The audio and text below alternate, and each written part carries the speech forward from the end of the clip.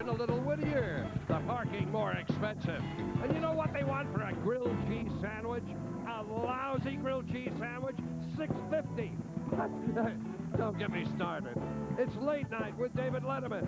They're geese on the set. Get them out of here. Jiminy, my nerves are about shot.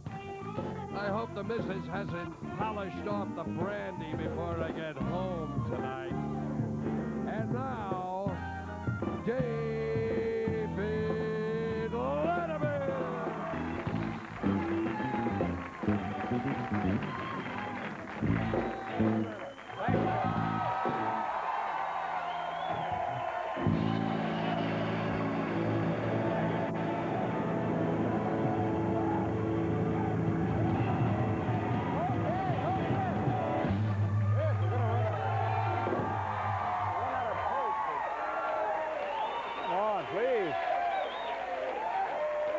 Thank you very much. Thank you, ladies and gentlemen. Welcome to the program.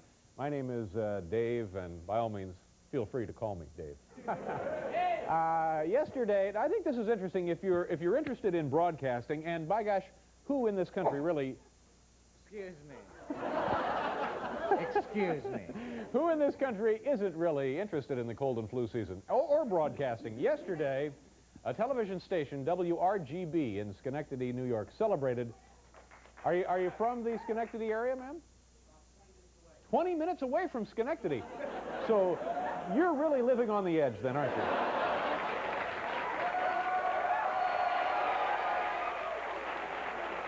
Anyway, couldn't really take the pace of living in Schenectady, so they moved away to a little quieter suburb of Schenectady. Anyway, 60 years ago yesterday, it was the first ever telecast, first ever TV program broadcast through the air, and it's a General Electric station. And the first show was actually a GE executive.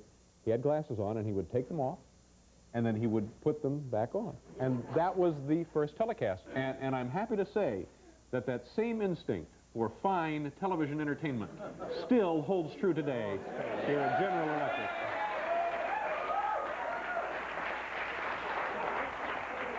Well, that was long, and I actually got cotton mouth trying to get through that joke. Kevin, let's don't do any more that are that long, all right? All right. You know, Kevin has a joke book at home, and every night he writes up a couple of jokes, brings them in on the big cards, and we roll. We saddle up and ride, you know what I mean? Kevin has changed his image recently, hasn't he? Big news from the television world now. This is contemporary news. ABC is developing a brand new program for Joan Collins entitled 80-something. So I think that'll be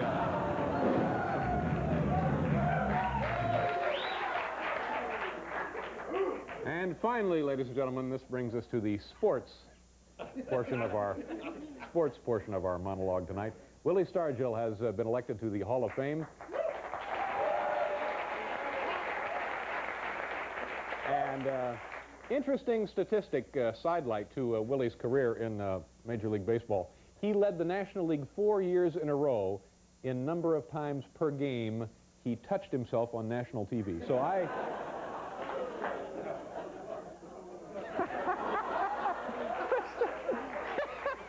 that? Who was that? Just another satisfaction. The guy is sitting there saying to himself, the tickets are free, right? I'm not out anything, right? Well, where is that man? Hope you enjoy the rest of the, there you go. Hope you enjoy the rest of the show. Here's our good friend, Paul Schaefer, ladies and gentlemen. Who was that masked man? I don't know. It's terribly cold here. Did you notice it's like it's really 0 degrees last night in New York City, and it's going to be... What? Oh, my God. It's the bubbles.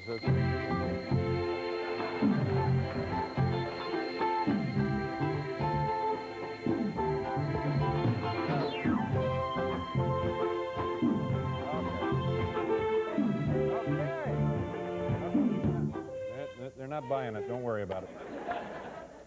Paul, have you been up to Robert Morton's office, the producer of the program? I was up there earlier today. As a Have matter you of fact, noticed how lovely it's been redecorated? He's redecorated his office. Yeah, yes. very nice. They have, he has this Art Deco sconce wall lamp on one side, and now they're running about 1,000 feet of coax in there to hook up the dimmer. Who designed the... I don't know, but it's very nice. Now, you know, office. about 2 years ago, I asked if I could have my office redecorated. So they send a crew of guys down to my office, and they said, what would you like? I told them what I wanted, and then I had to wait like 6 months, and they said, oh, we don't really think we can do that. And now I go into Morty's office, and it's like a luxury penthouse.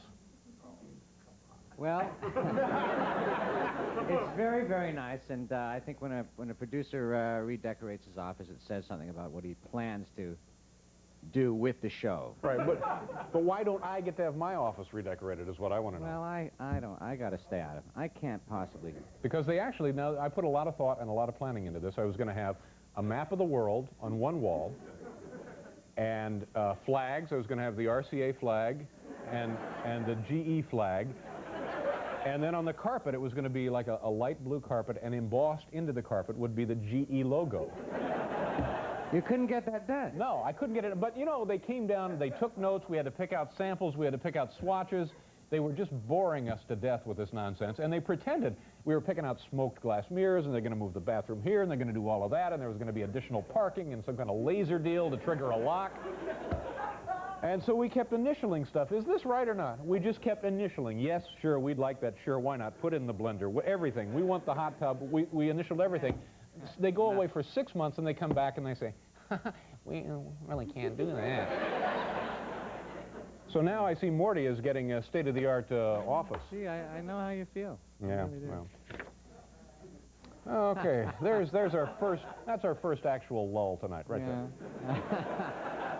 Okay, let's do this. We have a, is that what we're doing, a quiz? This is a quiz. It's a dead of winter here in New York City, and we thought what better time to assess the state of the city and what wonderful ways could we do it, but now I have no idea what I'm saying, so let's just do it if we can. It's a quiz we've assembled about the condition of life here in the wintertime in New York City. Paul, do you have music for this? Yes, I do, and it explains something very important about this. Oh, good. Thank you. About this quiz. Here we go. It's time for a little feature called the New York City Quiz. This. We Sure. hope it brings a great big smile to every sister, miss, and ms. But it isn't just for laughs tonight. It's to help achieve a dream. Tonight we're doing the New York Quiz for the benefit of the United States Olympic Luge Team.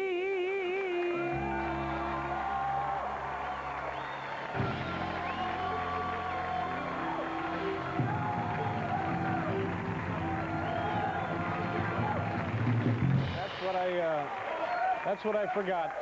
A couple of days ago, we raised $50 for the American Olympic Luge Team. And tonight, we're, for every successful joke, every laugh that we get out of this quiz here about New York City, for every laugh, I'm going to put $10 in this container right here. And we're earmarking these funds now for the two-man luge. And we'll send this out to Calgary and hope to... And of course, two-man luge. That's the two-man luge right there, so you can understand. Luge is a bobsled, am I correct? Well, no, a luge is not a bobsled. A luge is that sled right there. The bobsled is the one with the cowling and 2, 4, and 6 guys right in. And then they have a station wagon competition in it. Here we go. Number 1, little quiz. Have I explained this? Have I over-explained it? Here we go. This plastic cover protects these women from A, gusting winds, B, freezing temperatures, C, sneezing bums. Absolutely. $10 right there.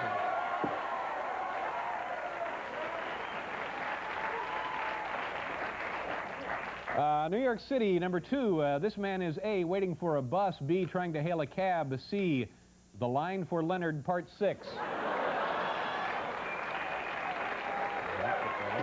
$20. $20 for the two-man luge team.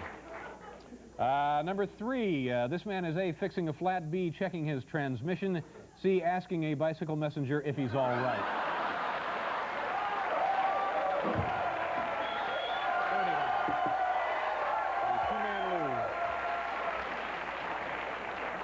$30. Question number 4, this man's mistake was A, eating too heavy a lunch, B, staying out too late last night, C, cutting off John Gotti.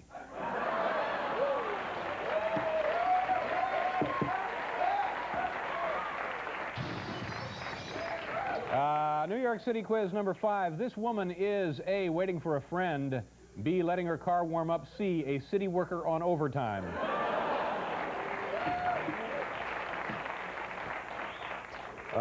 Number 6, this display shows what happens when A, you don't water your tree, B, you leave your tree up too long, C, you hire heterosexual window dressers.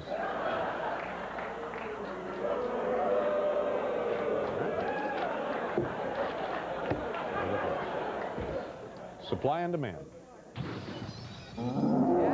Wow, that was a beauty. That cleared the skyline. You got somebody back there. That was very nice. Number 7, the most frequently heard question in the lobby of this hotel is, A, are there any vacancies? B, do you have hourly rates? C, I'm Valerie Harper. Any mail for me?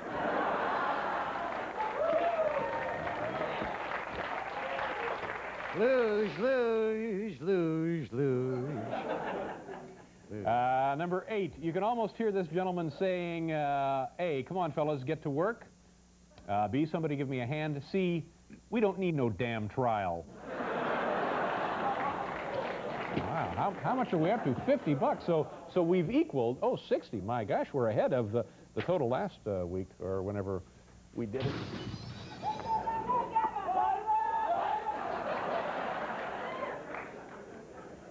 How are we doing on time?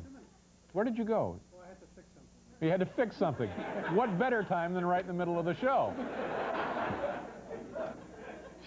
By the way, anybody on the crew or staff who needs to run errands now would be... Go ahead and feel free to do that. Marketing, whatever you need, take off. Number 9, Budweiser is A, the king of beers, B, made from only the finest ingredients, C, America's most popular brew. Number 10. Dave. These good... Excuse me. What, Paul? Did we miss something? Was there supposed to be a joke there? No, there's no joke, Paul. We're just hoping they'll send us a few cases. Ah. And of course, we would forward it to the luge team. I see. Ah. I understand. Ooh, I wish I had an errand to run. Yeah. Well. Number 10, these good old-fashioned New York hot dogs make me feel A, nostalgic, B, hungry, C, inadequate.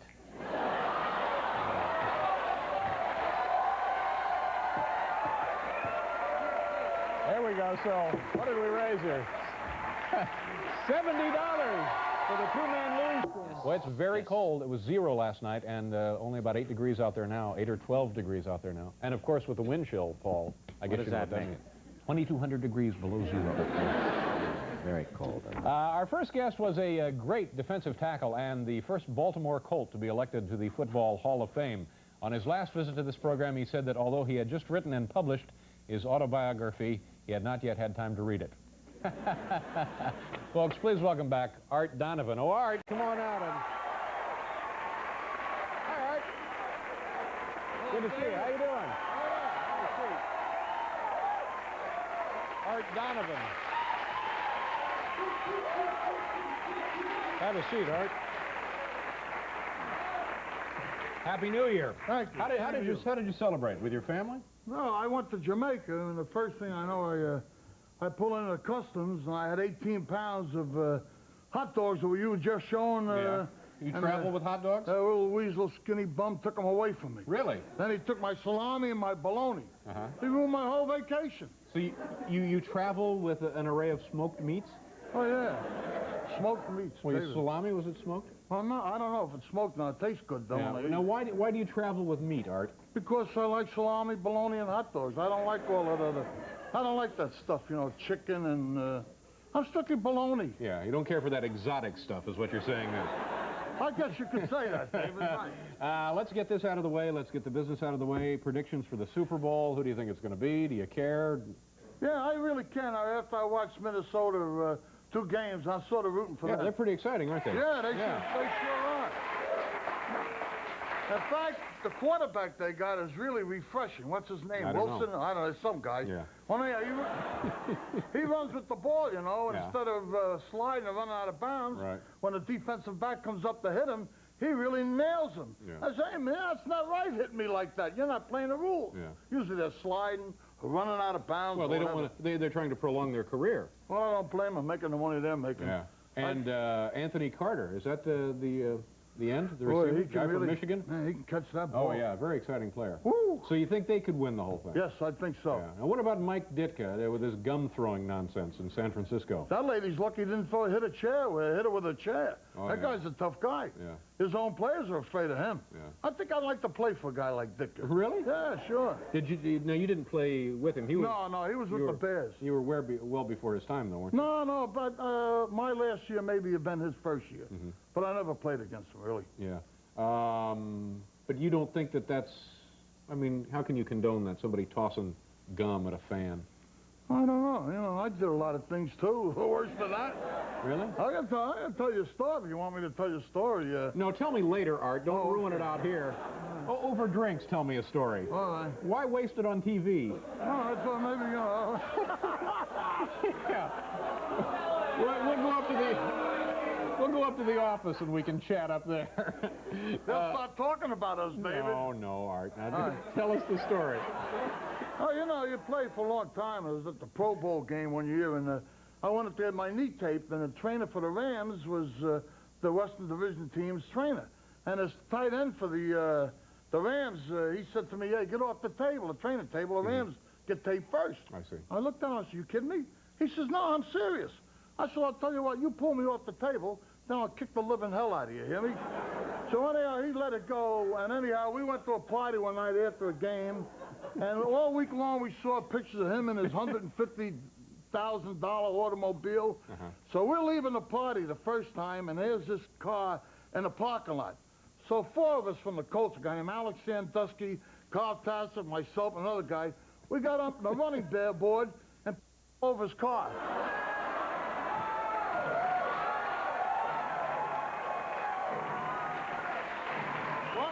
If you can say that about hot dogs, I can say that about you. Well, anyhow, we left, and we turned around. We said, we're missing the best part of the party. We turned around, went to the parking lot. Here's this guy and his wife out filling the car and putting the roof up.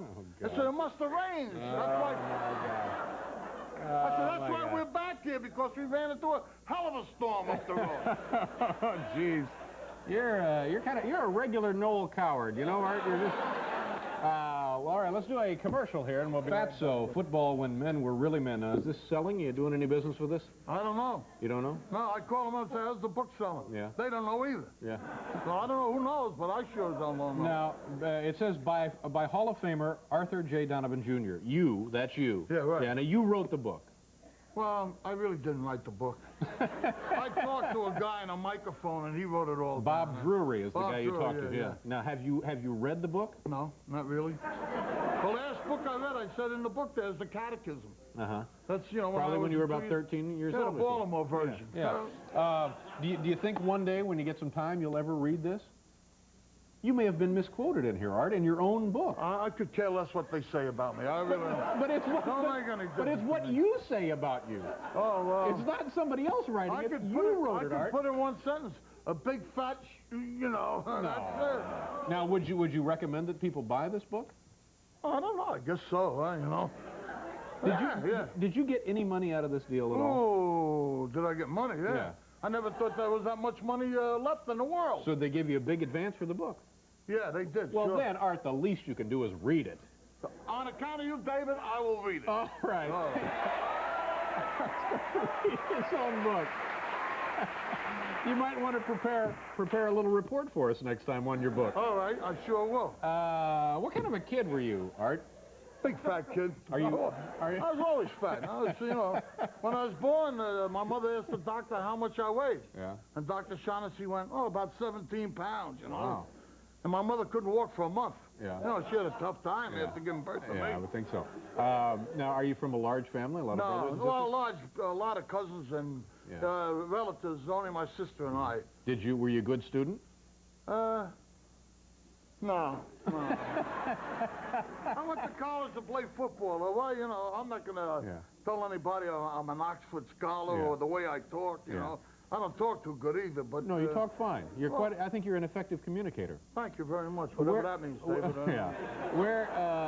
Where did you go to college? I went to Boston College. You know Boston what? College. Yeah, thank you. You know... Were you All-American on the football team there? No, I was second team All New England. A Jewish kid beat me out. Geez, you know, they usually don't become football players. They're doctors and lawyers, you know. Well, this guy's, he's a good football player. Yeah. In college, I took Spanish and flunked it. And they sent a guy down to give tutor us in Spanish. And 6 weeks later, he gave us another exam. Yeah. And he flunked us again, the tutor. I said, what the hell are you doing, flunking us? He said, don't say anything. I'm going to tutor you again. I need the money. So he was running a deal on you. Oh, on the priest, not me. All right. Now Art, let's talk a little bit about the country club. What do we call the country club? You own a country club. Yeah. What do we call it? Call the Valley Country Club. The Valley Country Club. Right. And it sounds like a very nice, refined organization. Well, it's all right. I wouldn't say it's refined, you know. It's, my wife and I run it, and I just yesterday I fell on my rear end. I thought I broke my back, you know? Yeah. And here today, I think my wife's going to sue me for cracking the concrete. Oh, well. Now, if I were to join the country club, what kind of facilities and what kind of treatment could I expect? The very best, the very best. We have tennis, we have swimming, we have social. Well, now, tell me about the social part of it. What does that entail? Do you have, like, dances? Do you have dinners? Dances and dinners and... bull roast and oyster roast and weddings and crab feast. But I don't eat any of that garbage. You don't eat that, no, just salami. Salami, bologna, and hot dogs, period. Salami, bologna, and hot dogs. Right, yeah. That's it. So you have something then from each of the food groups. You have your salami, you have your bologna, and of course then you have your hot dogs. So. Exactly, exactly. But you don't have a golf course up there? No golf. We just have 20 acres of land. That's enough. So it must be very beautiful. Is it rolling Maryland countryside? Well, it's on 3 tiers. It's not rolling. We filled it in. Yeah. And we made it rolling. There's no horses around there or anything like that. And what kind of tennis courts do you have? Is it natural? Is it clay courts? No. Come on. We don't have that kind of money. No, we got, they're hard true. You know, you can all weather tennis courts and... we got 7, and we do very well. It's not just nets on the parking lot, then? No, I rent the sneakers, though. I got that. You have the sneaker concession. And if I wanted to join, how much would this cost me? You? Yeah. A big star like you? Well, me. Nothing. Really? You know, you'd be an honorary member. What about Paul? What if I wanted to get Paul in? Could Paul and I join together? Yeah, but we had to charge him a little bit. I don't know. Okay, the book is Fatso, When Men Were Really Men, by Arthur J. Donovan, Jr., Hall of Famer, Art Donovan. Art, good to see you. Thanks for coming around. Drive, rack and pinion steering, $79.90. Well, they said yes. Yeah, they said yes, and they were also saying things like, on this map of the globe, would you like lights to light up for all of the European capitals? And I said, well, yeah, that'd be nice. And they said, would you like time zones for the world, clocks showing each time zone of the world? Well, sure, that'd be nice. And the brand, like a couple of months later, the GE symbol. Yeah, they come back. Well, we can't do that. Our producer, Robert Morton. He has a lovely office now. Art Deco. Yeah, Art Deco with some kind of cabling to a dimmer switch. He can actually dim the lights in his office from his own apartment. It has something to do with a satellite, the GE satellite they're tying up so he can dim the lights in his office. Hot phone to Columbus. I got a shed upstairs. Let's do a top 10 list. Are we ready for this? Do we have the... I don't have the top 10 list. I don't have the... Oh, there it is. Oh, thank you very much, Connie. Ladies and gentlemen, one of our production, whatever we call them. What do we call them? Production assistants. Production assistant. That's right. Connie Fresco. Connie, as you can probably tell, is expecting a baby pretty soon. How you doing, Connie? Oh, pretty good. I lost $50 on the Houston Oilers game Sunday. Oh, that's too bad. It's not, yeah, especially since the money was for the bassinet. Oh, no. Well, Connie, you have to, well, you know, we got the dough we were going to send to the luge team. Screw those guys. And Connie, when is the baby due? Anytime now. Anytime now. And you look very nice. Are you going out to dinner or something tonight? Yeah, afterwards? there's a dinner down at Vinny's Union Hall tonight. So we're going. Vinny, down your there. husband, his little Yeah. dinner. Well, that'll be very nice. Sounds like a lot of fun. Yeah, I hope so. Last year, Vinny and his friends got pretty drunk and tried to flush a ham down the toilet. So. Oh, well. Well, Connie, I hope that doesn't happen tonight. But anyway, you look great, and thank you very much for the top 10 list. Why don't you just hang around and enjoy the list with the rest of the folks? Well, actually, Dave, I've glanced at it already, but good luck. Thank you.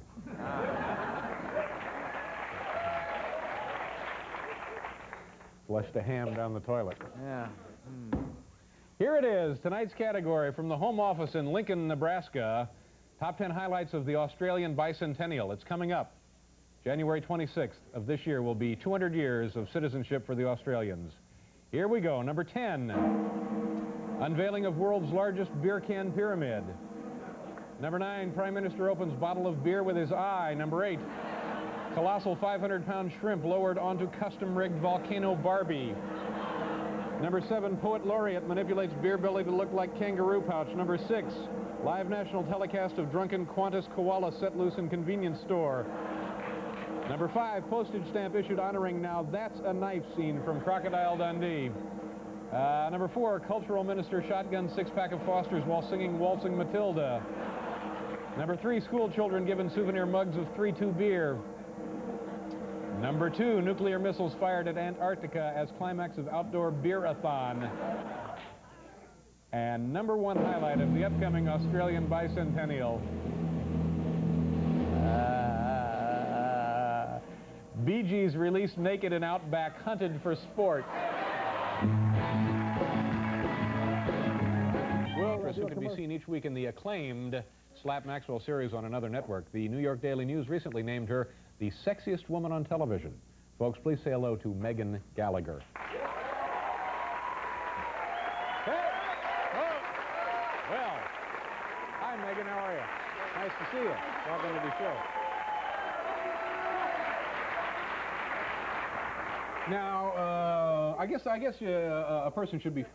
What do you think? Is that all right, Paul? No question about Yeah. it. Sexiest woman on television. Now, how do you must feel? Bingo players. You must feel a little silly about that. I mean, not that it wouldn't be flattery, but I mean overall. Yeah, it's a little silly, Yeah. but it's mostly flattering. Sure, I mean, sure. You would rather be on that list than. Yeah, but don't you think it's stupid when people who are called, sexy as something say, oh gosh, I really, who me, and you know that they love it. Yeah, of course they love it. Yeah. Yeah, and I guess the other reaction would be, yes, well, I've worked for it. Yes, I've tried to be as sexy as I could. I make as Yeah. many sexy choices as I That's can right. in every show. I worked long and hard at sex, and thank God I won, or whatever. Lots of lipstick. Where are you from, and what kind of kid were you? Well, I'm from Reading, Pennsylvania. Which is Pennsylvania Dutch country, basically. It was supposedly depicted in the movie Witness. Right. But those were Amish people that we saw in the film. well, Is that yeah, what they I mean were? we're not Amish. Mennonites? Yeah. Right, because I wouldn't be allowed to be an actress. No. Or anything. Or I'd be sexy. shunned. You couldn't be sexy I either, can't no. be sexy. Right. No, there's very few sexy Amish people. Yeah, you don't see a lot of really good-looking Amish No, babes. no, Boom. they all pretty much look like Art Donovan. Oh, no. It's true. They did kind of. No. Well, Art's not a bad-looking guy. A bad-looking guy, no, but No. not a great-looking woman. No. Not even an average-looking woman. Well, but in Pennsylvania Dutchland, I don't know, he might be very So popular. how old were you before you moved? I'm guessing you moved out of that area, right? Yeah, I moved when I was 18. I came here. It's beautiful countryside, though, isn't it? Oh yes, it's gorgeous. Yeah. It was an idyllic childhood. Yeah. Now you say that it wasn't an idyllic childhood. It seems like it would be well, great. No, it was great. Yeah. It's kind of a weird town. Reading? Yeah, I mean it's a great town, and I want to go there again soon. And I don't want to alienate anybody there because we have a lot of friends there and all that. but it is kind of a strange place. It's strangely isolated, even though it's close to New York and Philly. Yeah, well, there's certainly nothing wrong with being isolated like that. No. So you moved to New York City and you began, you went to where? You went to Juilliard, is that right? Yeah, I went to Juilliard. Yeah, now what kind of a place is that? It's a great place. It's a great school. Real eccentric teachers there. Yeah. I had this woman, when I auditioned for Juilliard originally, there was a woman who's now gone named Edith Skinner, who came over to me, and she was about 106 or something, you know, when she was still teaching there. And what was mandatory retirement, like 107? Yeah, I think so. Yeah. I think so. And she came over to me during the audition and had me open my mouth, because now she was a diction teacher, but I knew nothing about diction or what you had, you know. So you have to audition to get into the school, is that the deal? Yeah, you have to audition a lot. And it's only music and acting, is that what it is? No, there's, it used to be the music school, and then they added a drama division and a dance division. And then later wood shop. Yeah. So okay, so you're auditioning now to get in. So I'm auditioning to get in, and Edith Skinner comes up to me and she tells me to open my mouth, and she like looks in to my mouth like I'm a sheep or something. And she said, my dear, she said, you have beautiful teeth and a good tongue. Don't waste it. It's true. Yeah. Yeah. And what did diction class consist of exactly? What were you? Well, we had to. It was like learning a whole other language. You had to learn the International Phonetic Alphabet. So that now, what is that? I'm not familiar with that. Is that still in use? Sure. For people who want to do a lot of dialects, you have to learn basically every sound that there is in the world that someone could utter. Really? Yeah. A lot. Are there a lot of sounds? Yeah, there's. Gosh, I don't know. I can't remember how many. Yeah. If anybody knows, just shout it out. No, don't. No, please, no. Oh, okay, sorry. But I mean, you're talking about any sound to be uttered in verbal communication? Yeah. You're not talking about. But in all dialects. I see. Our Donovan came to mind again, and I thought. I can steer a whole other. So then, how long were you in New York City? Did you work in theater here and stuff? Yeah, I did some off-Broadway stuff, basically. Yeah. And there's not a whole lot of work in New York City for actors these days. Is that right? Unless you're British. Really? Yeah. Yeah. And then how did you get the TV deal? Well, you were on the Hill Street Blues for a while, I was on right? Hill Street, yeah. Well, actually, I auditioned for that here, and went out and did a season, and then I went to do a play in Baltimore because I like the theater. What was the play? Major Barbara. Major Barbara. Barbara. Shaw. Oh, Shaw, sure. Yeah, sure. And then you're working with Dabney Coleman. How do you get along with him? He's kind of. We get along great. Yeah, he's hooked up differently, isn't he? Yes, he is. Yeah. He is. He thinks in an interesting new way. But he's great. We get along real well. Yeah. He says that you owe him $5. I don't owe him anything. Okay. And you enjoy doing the show? I do. I do. It's I think it's a really well-written show, mostly. Yeah. Have you said anything that was true here tonight? Not a thing. Yeah, that's what I thought. Okay, the show is ongoing, coming up? Anything we want to mention? It's still on, Wednesday It's still night, on the show. 9:30 on another network. On ABC, sure. Right. All right. Nice to see you again. Nice to see you. From next Tuesday to Saturday at Catch a Rising Star in Cambridge, Massachusetts. Folks, please welcome back Jake Johannsen.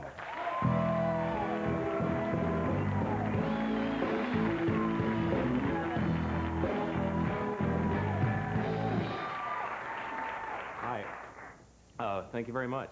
I'm Jake. I've just got a new prescription in my glasses, so it's taken some time to get used to it. You know, until now I was under the impression that myself and several other people were slightly better looking than, than it turns out we actually are. But I'm over that now. I like the glasses. I had contacts for a while, and I had the hard contact. I don't know if you've ever had them, but it felt like I had a toenail right in my eye. And so I go to the doctor to complain, because I thought something was wrong or he forgot to give me some ointment. And he says, oh, you get used to that eventually, which I don't know who falls for that. Oh, okay, thank you, bye-bye. If there's a toenail in my eye, I want it out. I don't want to get used to it. I suppose you get used to a nail in your head, too, but having one installed on purpose, you know. But I wish I could wear my glasses. The one problem, you can't wear them when you sleep, you know, because they jam into your head. And so I take them off. Then my dreams are all blurry. Yeah, I mean, I can sort of make out stuff. I know, I can tell there's a bunch of naked people, but, you know, I can't tell which one is me. And so, very, very frustrating. Actually, it's quite similar to if you ever watch the Playboy channel, but you don't pay for it. You know it's good. You just can't figure the plot out, and that's the difficult part. But we've been spending a lot of time at home watching the TV and stuff, and so I'm starting to worry about home security. For a while, I was neighbors would say, get a pit bull for a while, but now obviously that's a mistake, because the pit bulls don't seem to know if they're supposed to hurt them or you. They know that someone is supposed to get hurt, but until they clear up that pronoun thing, I'm shying away from them. So that's actually my ideal animal, home security animal, I've been thinking is we're going to buy a pig for our house because they're intelligent and they eat garbage, and those are our criteria. And also, you know, you have a pig guard in the house, it's sort of entertaining. When a prowler breaks in, instead of running to hide, you want to see the expression on his face, you know, when 600-pound hog charges from the kitchen. Big pig chasing the guy and everything. That's my impression of a pig chasing a guy. Thank you. And then, thank you. And then even if a prowler kills your pig, you can eat it. Yeah, exactly. Got it out. The dead pig is worth much more than a dead dog, no matter how you slice it. And people. Well, yeah, sometimes people will argue and say, no, Jake, some people eat dogs, but, you know, I don't believe that for a minute. Because you go out on the highway, and there's dogs out there. If people wanted them, they'd pick them up, but they're just... Why? I'm just saying, I've never seen a pig on the highway, ever. And that's, you know, they're good eating. Somebody hits a pig, the next guy, squeal over, throw it in the trunk, you know. They're yummy, delicious. And if you're ever traveling, just a tip, you see a pig on the freeway, you might have to split it with some of the other motorists, but just strap it right to the engine of your car, and that way it'll cook on the way to where you're going. Just a tip, you know, from me to you. But we used to, my dad would take us on the big trips all the time when I was little, so we saw all the road. One thing you see all the time, those big hunks of rubber on the... It was a mystery. You know, you see them out there. I've never seen it happen. They're just there. It's unexpected. Finally, it dawned on me, you know, evidently, they try and cross at night. And, yeah, they're hypnotized by the headlights. So, there's your explanation. Anyway, thank you very much. I'm Jake. Nice to see you again. It's good to be back. Very, very funny. You know, quickly, I think that rubber on the road, do you know what that actually is? I think those are retreaded tires that have come untreaded. I think that's what that is. I think. But I could be mistaken. Oh. Yeah. Because I, like you, was puzzled for years by that. So they just come right... I think trucking firms use them for inexpensive tires, and then they come un Well, I feel better. Yeah. Then. Yeah. I was worried. How you doing? Everything okay? Everything is fine. I was... price gouged today. Oh, I'm sorry so to hear that. But chapstick, I went to buy some chapstick at the hotel, $2.15. Wow. Yeah, in Iowa, where I'm from, you can get a whole new set of lips for that. Right. And, you're also getting gouged on time here, thanks to my tire story.